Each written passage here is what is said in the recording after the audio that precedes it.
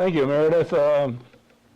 Based upon that kind of an introduction, I'd like to offer you a clerkship. Truth of the matter is that's a little bit more than just a side comment, because the reality is that I have offered that position in sort of a half a way to Meredith, depending if my caseload stays high enough that I can earn 2 clerks. The bureaucrats decide those things. But I think we'll expect that we're going to see Meredith there. And you know, with Dave and Laura, I have to tell you, the apple doesn't fall far from the tree. And so it is a privilege to know Meredith. It's a privilege to know Dave and Laura. So we thank you for them.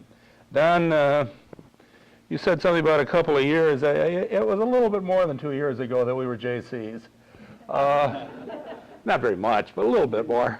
And it is good to see you again, and we certainly have had a number of interactions over the years that were more than just a little bit of friendship. It was a true brotherhood that we've experienced together. You know, Don wrote the title of my speech, and it says, Sharing Perspective on Law and Justice in Minnesota. I don't know anything about law and justice in Minnesota. I'm a Fed.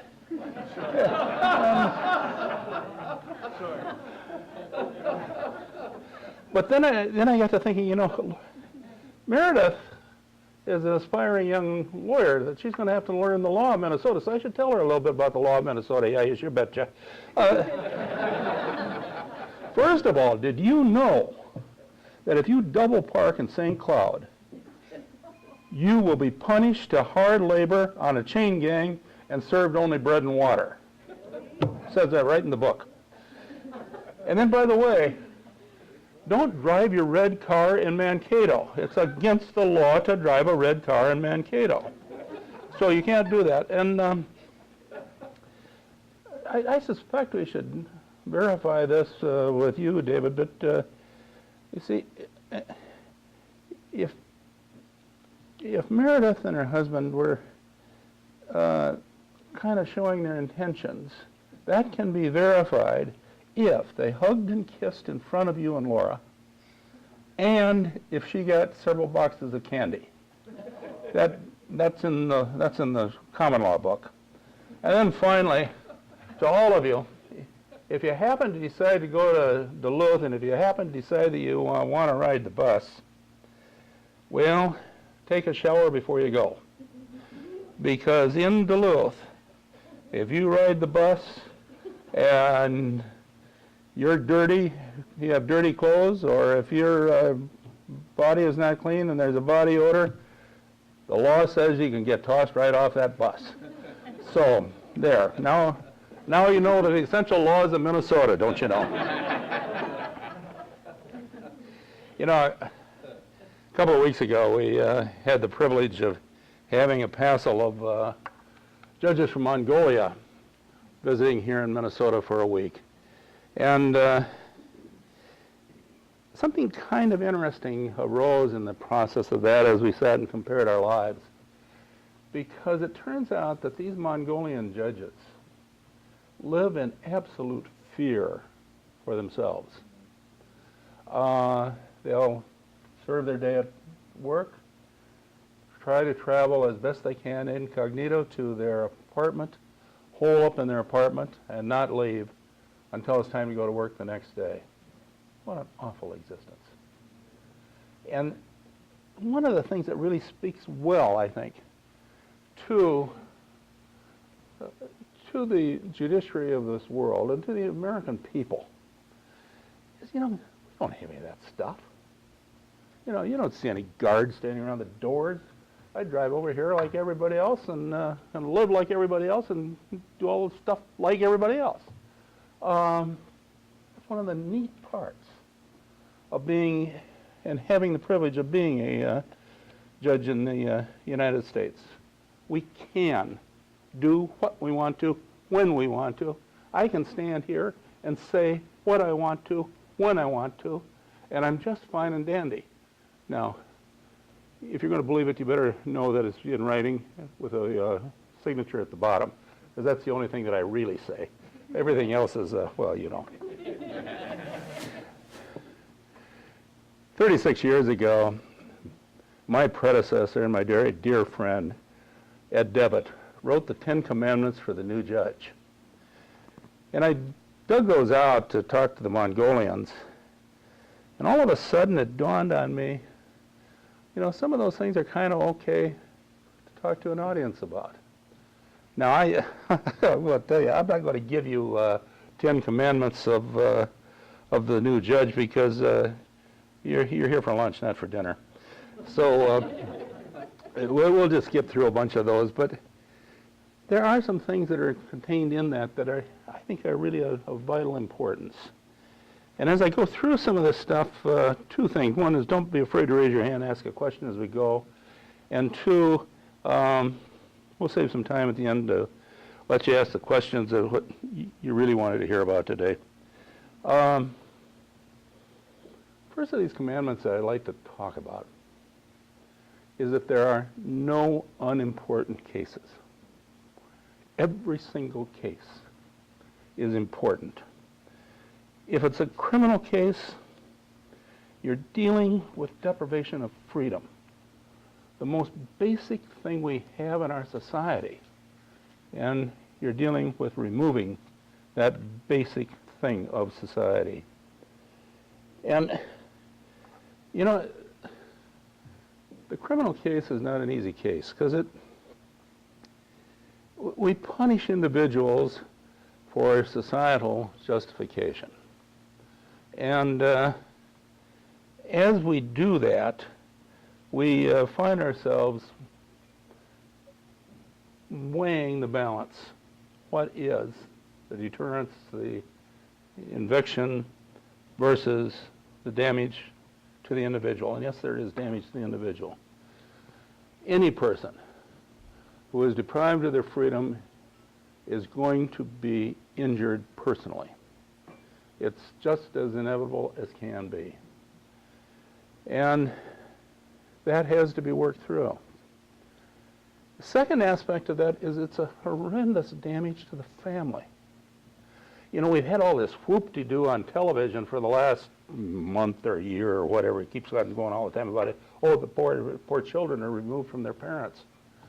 What do you think I do every day? I take parents away from their children. That's not easy. Is it right? We think it is. But we have to know what we are doing to the people as we do it. And so that kind of damage is important. Now, we do talk about restorative justice. And incidentally, I'm a big believer in it, as you can probably tell. But we talk about vocational training. We talk about serious drug rehabilitation. But we really don't do anything about it. And I think that's where the serious part rides in all this. That we have to learn, that we have to do something to deal with justice, crime, and punishment. Now, quite honestly, bureaucrats all talk about it. I saw it on the news again this morning.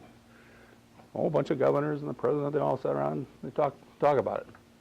But the problem is that you get to the to-do list and it never gets to the top. It never becomes the cream. But folks, with 2 million people behind bars in this country, we have to seriously think about this. And we have to seriously think about what we're doing with a drug-infested society. We have to seriously think about what we're doing with our people with mental illness. I put people in jail for being mentally ill. I put people in jail for being chemically dependent. Not that they haven't done bad things, and not that they don't need to. But the thing is, that comes into the place that you have to, some way, come to deal with serious thoughts about how to solve the chemical dependency problem, and serious, serious thoughts about how we can find ways to bring people back into society appropriately. Now,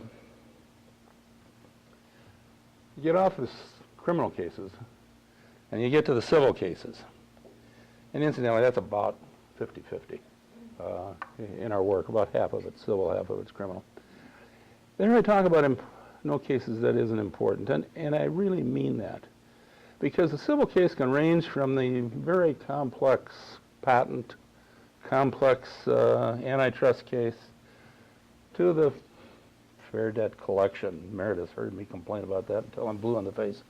To the family medical leave, to worrying about how wide the drive space is for the handicap parking signias. All of this is stuff that the United States Congress has given us jurisdiction over. And that's all stuff that we have to deal with. Now, some of that you can see right off the top. One of the cases I've got right now is an antitrust case against the pork producers of the country. That's a significant case, charging a price-fixing thing. The patent case is often a very significant case. We're in the shadow of Medtronic, what used to be the location of Medtronic, and Guidant and all the rest of them are in this area. And their patent stuff is coming through all the time. It's important, it's significant, and it's deeply involved. But that doesn't mean that that's any more important than the person that deals with the handicap difficulty. You know, next to birth and marriage and death, probably the most significant thing that occurs in the life of a person is their day in court, irrespective of the subject that you're talking about. I'm picking on the handicap.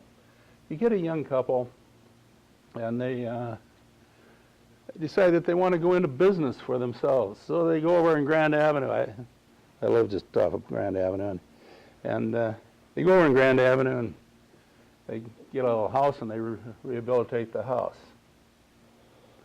But they got a whoops. There's steps to that house, and there's no handicap ramp to get into that house. Now, to the genuinely handicapped person who's wheelchair bound or other handicaps that cannot navigate a step, but they want the service that's provided by this young couple, that is a significant problem for them. And we have to be conscious of that. But by the same token, to that couple, believe me, those ramps are expensive. And then you wind into this business on a shoestring, and they're just trying to figure out how to make it. And all of a sudden, they've got the strong arm of somebody prosecuting the case and coming down on them, and then they got this crabby old judge that they got to go see. And it's a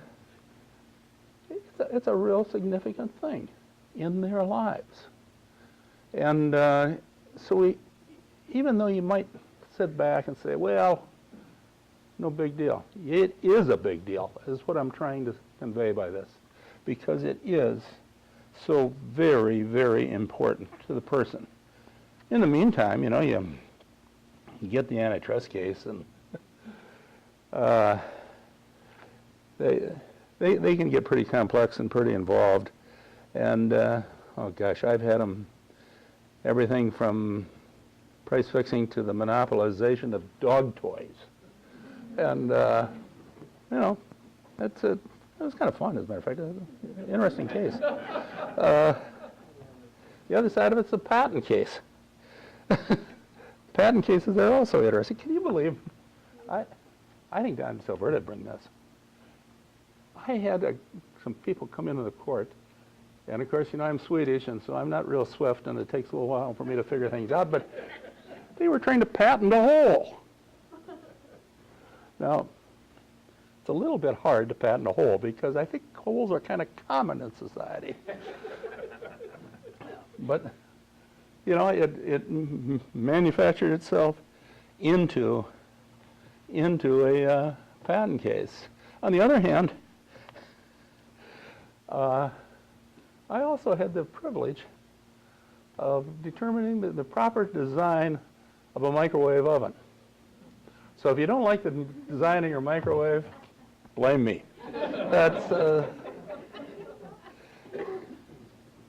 There's another factor that kind of fits into this whole process, and that's something that I think is important, and that is that a lazy judge is a poor judge. Judging is not a 40-hour-a-week job. And don't let anybody ever kid you and think that it is. You remember Joe Summers that used to be on Almanac and was a judge in Ramsey County, and Joe and I were, he was student body president at St. Thomas. No. Yeah, he was student body president at St. Thomas, and then he went to Notre Dame Law School. He was student body president at St. Thomas. At the same time, I had the same job at Gustavus, and so we were college buddies, really. And I'll never forget sitting and chatting with Joe one day because the legislature was talking about judges and work ethics, and they get their time down and stuff. And Joe says, "Don't those people realize that I decide as many cases while taking a shower as anything else that I do?" Which is really kind of true, because your mind just doesn't stop. It doesn't turn off of it. And that is a part of the job. But it does take time to learn the art of judging. Now, in the United States, and I really support this, in the United States we have a process for selecting judges that I think is a very, very good one. And that is the whole concept of selecting our judicial officers sometime in mid-career. Why do I think that's so good? Because the past is the best evidence of the future. And if there's a character issue or any other kind of significant issue in a person's life that makes it improper for a judgeship, you'll know it by the time they hit their mid-40s or whatever the age might be. But so many countries work from a different perspective. So many countries, the student decides the day they're going to get out of law school. Do they want to take the judicial track or do they want to take the lawyer track? That's a bad rule, because self-selection is not what you should have in the judicial world. You folks should be the people that are driving the horse behind the selection, not me, not the person that's in that position. And we have a situation where that does fit in place, because it does take a while to learn the job. I don't know how many of you remember Walter Rogoszewski. Walter was on the Minnesota Supreme Court for a while. Before that, he was a trial judge up in Benton County, and wonderful, wonderful man. And I got appointed judge. And then in just days of being appointed, Walter comes trundling into the office. By the way, that was back in the days you didn't have magnetometers, so I had friends. They'd come and see me then. But Walter came in, and he looks at me and he says, "You know, Paul, don't even think about whether or not you like this job for 3 years. Don't let yourself think about it, because it's going to take you 3 years to learn how to do it." And it's an absolute truth. And so there is a learning process, and you have to go through that process, I think, in order to accomplish what needs to be accomplished in the job. I want to bounce off of that subject for a little while and go on to something else, because people hear so much about it. They're going to appeal and da-da-da-da-da. I'm a trial judge.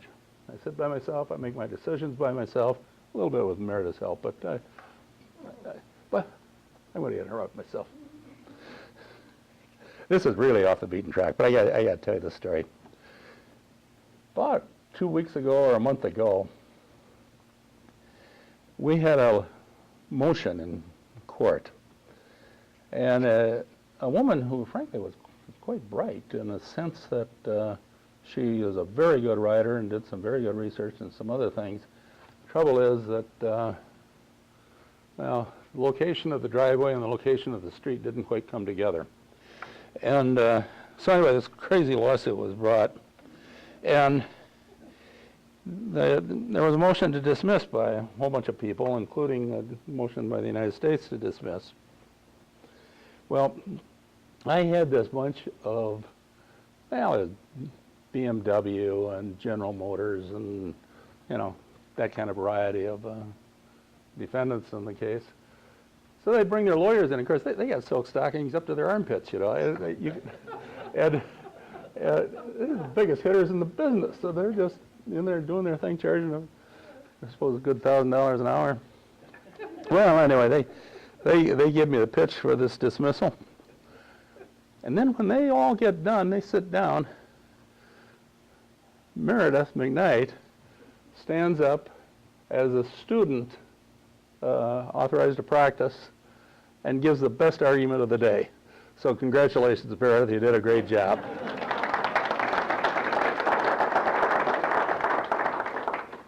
Now let me come back to this whole business about don't fear reversal. Remember, and many, many of you are in business, and many, many of you have had disputes, inside, outside, all the rest of these things. Disputes arise. Well, if you got a problem in the business, generally speaking, you go to your opposite number, whatever it might be, whether it's internally within the shop or with somebody on the outside in a vendor and a vendee situation, or whatever it might be, and you talk to them. Well, that solves just about every dispute. But every once in a while it doesn't solve it. So what do? Well, then you take the dispute to the manager. And the manager goes at resolution of the dispute and usually gets it solved. Not always. Well, when that happens, what does it do? It goes upstairs to the general counsel of the company. And they talk to the other general counsels, and they usually solve most things, but not always. If that happens, what do you do then? You go to outside counsel. And outside counsel again, normally and usually solve the matter. But that doesn't deserve it. Then what do you do then? You sue the bastards. Well, that means they go to see the judge. Well, now once you get there and you got the case before the judge, what does the judge do? Well, the judge flips the judicial nickel. The thing lands on edge. But you still got to make a decision. That's the business that we're in. And by all of this, and what I'm saying is a judge cannot be afraid of reversal in a case, because decisions need to be a combination of the judgment of a lot of people. And they are. Now, I had one this last year. I decided the case, and the losing party didn't think much of that. They went to see the Circuit Court of Appeals. Well, the Circuit Court of Appeals, by 2-to-1 vote, didn't think much of what I'd said either. So I got reversed. Well, now the losing party decides they don't think too much of that, so they take the thing up to go out and visit the 9 smart old people in Washington. Case gets decided by a 5-to-4 vote. Frankly, on my side, of course. But the case gets decided by a 5-4 vote, you now have a decision that's based upon 7 judges saying one thing, 6 judges saying the other. These matters get to be that close. And this is just the way it is. It's the way life is. We all make tough decisions. We all get faced with that kind of thing. And those tough things just come through it. They are a part of it. But you have to accept and you have to understand that you have to understand, you have to decide and realize that we do, in fact, have a number of things that are of that nature that are just flat out close in their deciding principles. Tremendous advantage. We have the jury system. And when you say your prayers at night, say thank you for that jury system. I've had over 500 jury trials in my life. I either tried myself or served as a judge. As a judge, I have the right to take away, except in a not guilty verdict of a criminal case, I have a right to take away the verdict of the jury. And in over 500 cases, I've taken that away twice. One of those is because I made a mistake. And the second one was because some evidence in a criminal matter that came up later that it was not appropriate. And so, what I'm saying by that, this jury system works. And it's a tremendous benefit. And we're the only country in the world that has, virtually all of our civil cases have the right to a jury trial. And all criminal cases have the right to a jury trial. And it's really a tremendous system because it works. Now I'm going to tell you another reason that I kind of like the jury system. If you go to virtually any country of the world and sit down at dinner with your hosts and you look at them and you say, well, what do you think of the judicial system in your country? Stinks. They're dishonest. They're crooks. They take bribes. They'll give out the whole laundry list of things. Well, you're a losing party in one of these lawsuits I've been talking about. You're probably saying about the same thing about me. But here's the difference. We had a jury. And it doesn't make any difference what that jury decides one way or another, however it is. When they go home and they have a family reunion at Thanksgiving time or Christmas time or whatever it is, and somebody lets go about all these lousy judges, those people that are the jurors, they say, oh no, wait a minute. I sat on a jury and I saw what the judges were doing in that jury system and what they were doing in the deciding that case. And that just does not apply here. The result is the popularity of the judiciary in most countries of the world is X, Y, and Z. Here, at least, we're better than the executive branch and the legislative branch. And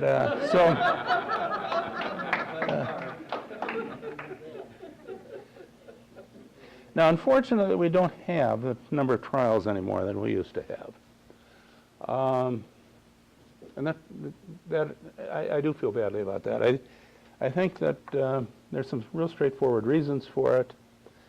I wish I knew how to correct it. First of all, we've created a body of administrative law that has its own administrative agencies and administrative judges in resolving of it. I think it's terribly unfortunate because, and you guys that are in business, you know what I'm talking about. You're dealing with these administrative rules, and they're complex and they're difficult, and there's just a ton of them. And it's so easy to, frankly, stick your foot in it. But as a result of that, that takes cases away from us. Where in my view, with a lot less rules and regulations, we could apply some sense to it and do more to resolve those things. The second thing that's happening with that, too, is that by this administrative process, we are abolishing or getting rid of the common law. And that's not good. You know, back when they signed the Magna Carta and they got into all this stuff over in England and whatnot, they did some pretty smart things. And the thing that they did is they created common law, they created precedent, so that if the smart judges down in St. Louis on the Court of Appeals say that I will wear a purple coat, I will wear a purple coat, because they set the rules in the common law. And it makes sense, I think, to do it that way. The other thing that gets into this business about why I don't have trials is it's too expensive. We charge too much. Cost of litigation has gone through the roof. And we need to find a way to take that cost down, take that cost away, so that there just is not as much of involvement of that kind in it. And then finally, I made reference earlier to the corporate counsel. And they're a bunch of nice people.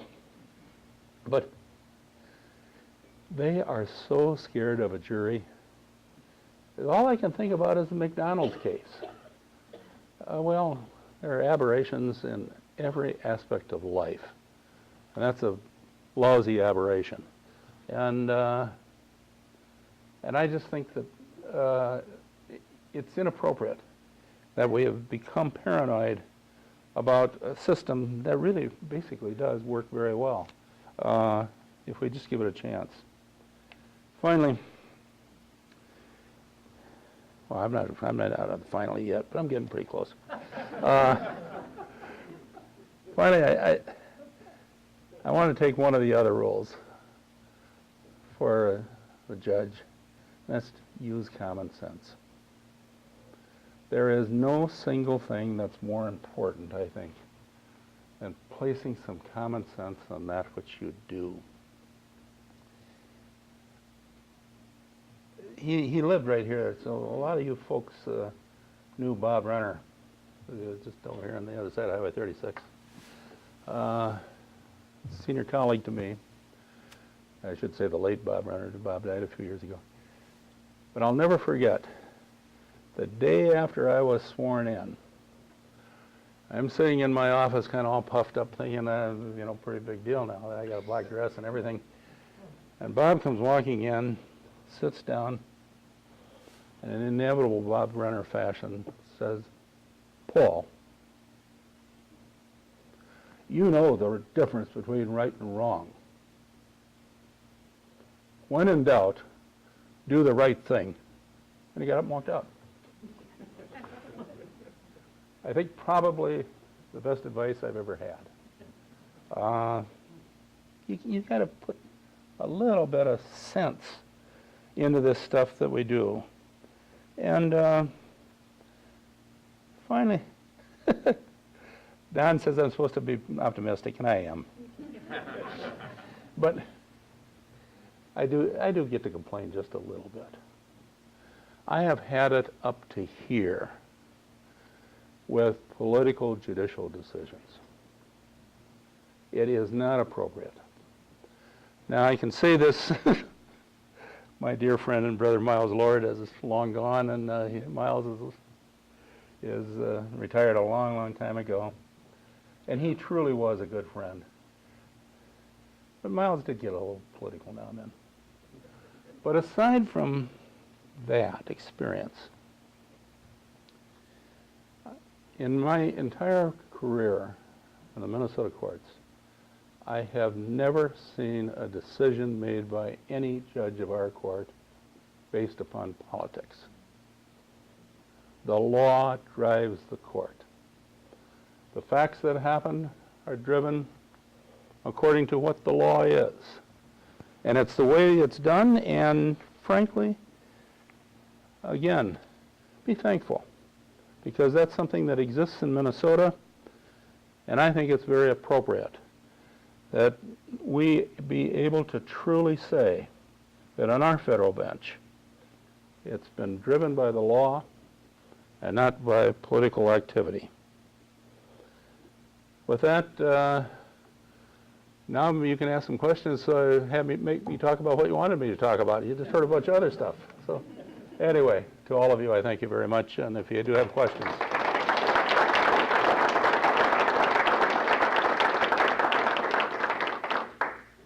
Yep. Federal sentence guidelines and your ability to diverge from them. Well, thanks to 6 of the people on the Supreme Court, they've been very nice to us. Oh gosh, you asked a simple question, and I'm going to tell you how to build a watch, you know. But up until roughly about the time I was appointed, judges had total discretion in sentencing. And there was a tremendous disparity in sentencing. Former Chief Justice Doug Amdahl, dear brother and friend, even if he was Norwegian, he was a driving force behind Minnesota getting the first set of sentencing guidelines. They were not mandatory, they were suggestions. And they were good. Because, see, the difficulty was, if you stole a car in Freeborn County, you may not see the light of day for 5 years. If you were downtown Minneapolis, you'd have to steal 5 cars before you spent a night in the joint. You know, it's the way life was. Well, he was behind the first set of guidelines. Then the feds got it. They got the bright idea. Well, this was really kind of funny because the feds got into the scene, and the reason they got into the scene was that Ted Kennedy and Strom Thurmond, if you can believe it, were the 2 guys that got together and said we need to have sentencing guidelines. Now, Ted Stevens was talking about kind of the type of thing that you're talking about in the situation that Doug Amdahl found. Strom Thurmond was, you got to get tough on crime. So they adopted the guidelines law. They appointed the guidelines commission. The commission, unfortunately, in my view, sided with Strom Thurmond, and they made them pretty mandatory. Now that part of it you could live with, but it was hard, but you could live with it. But then a terrible thing happened. I don't know how many of you remember Len Bias. Len Bias was the #1 draft choice of the NBA out of Maryland. First person drawn. He went out that night, got stiff on cocaine, and died. At that point, this is Baltimore, Washington's shadow. And so Congress says, we're going to fix this drug problem, we're going to put in minimum mandatories. Well, this is the tragic stories that you get to. A young lady went to the high school prom. She had 2 invitations to the prom. One guy had a lousy pickup, the other one had a very nice Thunderbird. So she goes to the Thunderbird. Now she knows this guy is not being a real good guy and so forth, and she kind of knows there's some drugs involved, da-da-da. Well, anyway, the long and short is on the way to the prom, they stop at some place, and they get stopped for an undercover buy, and they pop the trunk, and yeah, the drugs are there. Not only are the drugs there, but there's an Uzi laying right on top of it. This 18-year-old girl has a minimum mandatory of 20 years. No choice. Yeah, think about that. She'll never get married. Well, she maybe, certainly will never bear children. It was just wrong. Well, some of the minimum mandatories have been removed, and others are under serious consideration for removal. But then the Supreme Court stepped into this because folks, it's tough for a congressperson, to vote to reduce penalties because you're soft on crime and you're subject to that charge. So it's hard for them to do anything about it. The Supreme Court stepped in and they really emasculated the guidelines, and they basically said, hey, they are what they are. They're suggestions. Take them and look at them and use them, and I do, and then apply the person that you've got in front of you to that. And I don't know, I guess, because I think Minnesota's always been a little bit on the low end of this.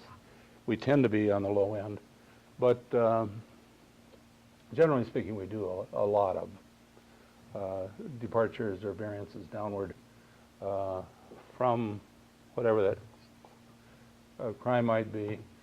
And, well, I get it. Let me tell about Meredith's love life. Meredith has been persecuting the poor people that commit misdemeanors, and so she prosecuting somebody that caught too many crappies. Well, Meredith's husband loves to fish, just as I love to fish. So Meredith presented the case to the judge, and the judge did what you usually do with too many crappies. You got a $400 fine and don't send anymore. She comes home, she tells her husband that he got a $400 fine. Only $400 for those crappies? You know, that's the way life is. You run into that. Okay. Yes. Thank you for your service, and recognize colleague Judge Donovan Frank, who through his work through the years in supporting and engaging people with disabilities. He has, yes. Phenomenal. Yep. Olmsted. Yep. His presentation of Olmsted is second to none, so thank Yep. you for your court for that Yeah. opportunity for our most vulnerable citizens. And Donovan is just a never-ending bundle of energy. Does a great job. What have you seen to be the impact of the increase of social media in making judicial decisions? You know, I honestly don't know. I give, every jury trial, I give exhaustive instructions. You will not look at the internet. Well, I know it's an invitation to do it. But so far, I've never had a problem. Now, I suppose this is kind of confession time. I better confess and tell you too that I have a tough duty. I sit February, March, and April in Fort Myers, Florida, and in Florida, I would tend to think there might be a little bit more concern about it than there is here. But I really don't know. And you know, you tell people too not to read the newspaper, not to look at television. Come on, you have to tell them. That's the rule. But I really have never had a problem with it. I really honestly haven't. How well do you know Judge Kavanaugh, and what do you think his probability of being nominated to the Supreme Court is? Just a minute, I got to get that nickel out.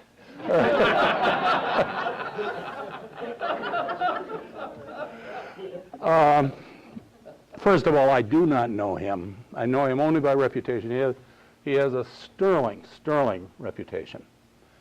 My own intuitive feeling is that, because there's just no question, he's unmitigatedly qualified for the job.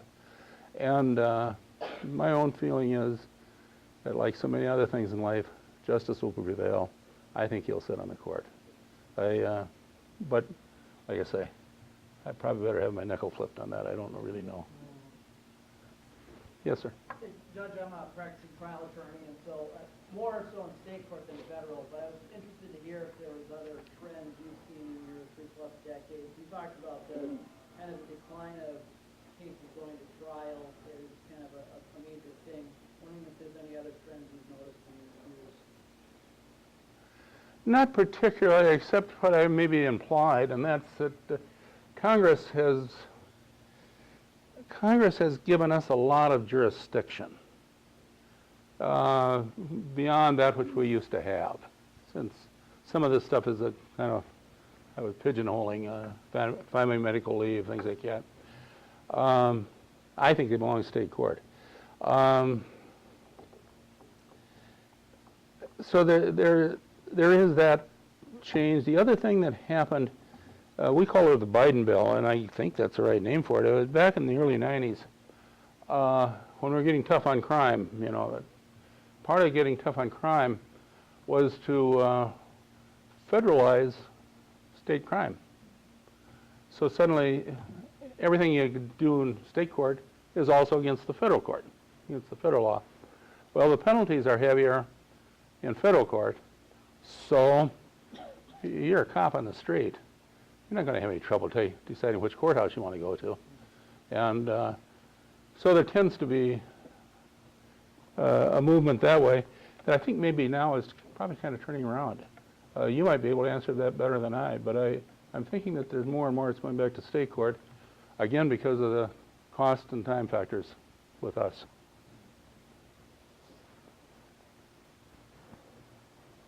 Some of these frivolous lawsuits, like trying to patent a whole, do you think they're driven by plaintiffs or the legal system or attorneys? Or? No, I think they're, yeah, they are driven by attorneys without question to a degree, but you have to be careful of that degree because, remember, lawyers are advocates. And it's the responsibility of the lawyer to push the envelope. And it's the responsibility of the other side to yank it back. And because they're advocates, they'll get into that. The one thing I want to caution you in spades, you hear people talk about, well, if they only would charge attorney's fees to the losing side. Well, when Meredith becomes my clerk, she's going to spend more time than she can shake a stick at doing attorney's fees stuff for Florida, because in Florida they do charge attorney's fees to the losing side all the time. But I think it's a bad thing. I really do. Number one, well, what does that mean? It means that if 3M is the losing side, they pay through the nose. If the plaintiff is a resident of the Union Gospel Mission, they can have as many judgments as you want to have. They'll never get a dime out of it. I think there are just other ways to level that playing field other than fee transference. And frankly, a lot of these things that I'm talking about, when I was talking about the handicap stuff, frankly, that's fee transference. The statute provides what the attorney's fees are going to be. They slap the lawsuit, pay, and run. It's unfortunate, but that's what happens. Okay, I think I exhausted everybody in the room. Paul, thank you very, very Okay. much. Thank you, Donnie.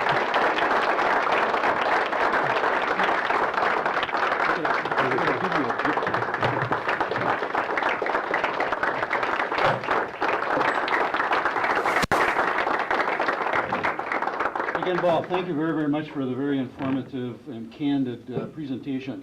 One gift we'd like to make is the Optimist Creed, and also if you would please accept a copy of our book, Voices of Optimism. We appreciate it very much. Well, thank you very much. Thank you again. Thanks, Don. You bet. Thank you. Right.